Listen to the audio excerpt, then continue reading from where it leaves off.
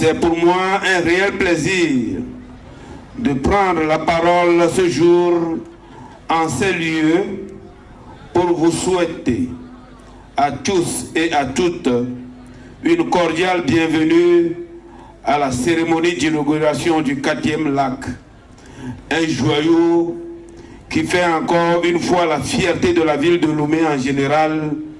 et des populations bénéficiaires en particulier. Excellence, Monsieur le Président de la République, ce jour est un jour spécial pour la commune de Lomé. En effet, Excellence, Monsieur le Président de la République, l'ouvrage que vous allez inaugurer tout à l'heure est un ouvrage important qui vient compléter tous les dispositifs mis en place sous votre houlette pour offrir un meilleur cadre de vie à nos populations. Le 4e lac va étendre les capacités de drainage des eaux pluviales des ouvrages d'assainissement déjà existants et réduire les risques d'inondation que connaissent les quartiers à l'est de la ville de Lomé.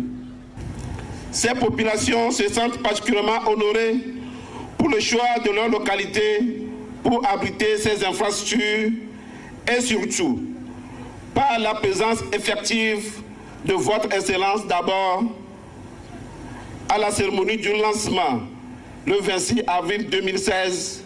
puis aujourd'hui à la cérémonie d'inauguration. Malgré votre calendrier très chargé, ceci reste la preuve patente de l'intérêt que vous portez non seulement aux questions de développement et du bien-être des populations togolaises, mais également et surtout à l'épineuse question d'assainissement de la ville de Lomé et de ses périphéries.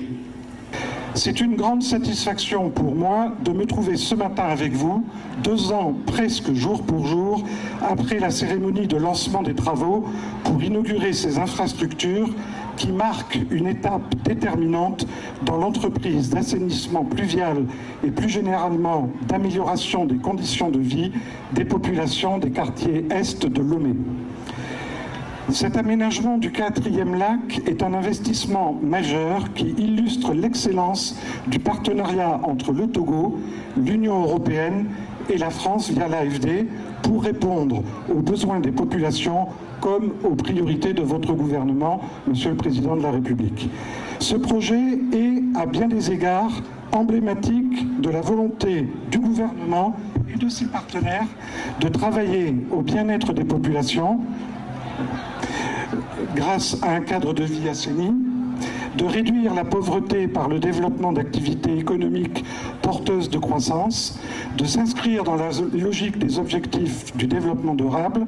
et de s'appuyer sur les opportunités offertes par la dynamique européenne. Ce projet PAUT2 d'un montant de 28 milliards de francs vient compléter des réalisations antérieures de lutte contre les inondations à Lomé. Il a été exécuté sous maîtrise d'ouvrage du ministère de l'Agriculture, de l'Élevage et de l'Hydraulique dans les règles de l'art et en avance sur les délais prévus.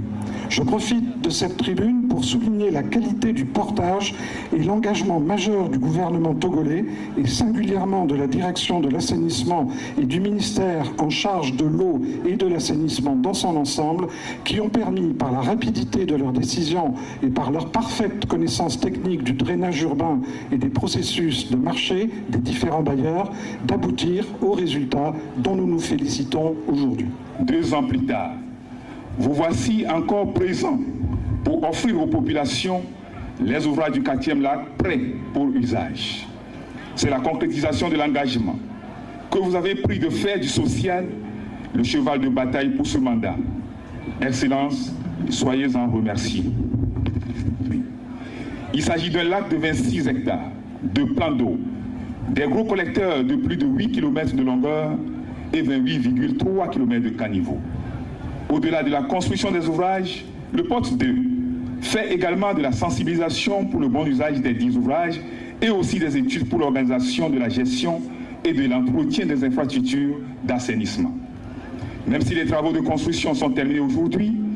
les autres composantes, notamment la sensibilisation et les études, vont se poursuivre au moins jusqu'à la fin de cette année. Je tiens à relever la capacité technique et managériale démontrée par l'équipe de coordination qui a permis au projet de se dérouler normalement. Cet ouvrage vient s'ajouter à une longue liste non exhaustive de travaux de réhabilitation et d'amélioration du réseau de drainage, des eaux pluviales et d'assainissement réalisés dans le Grand Lomé.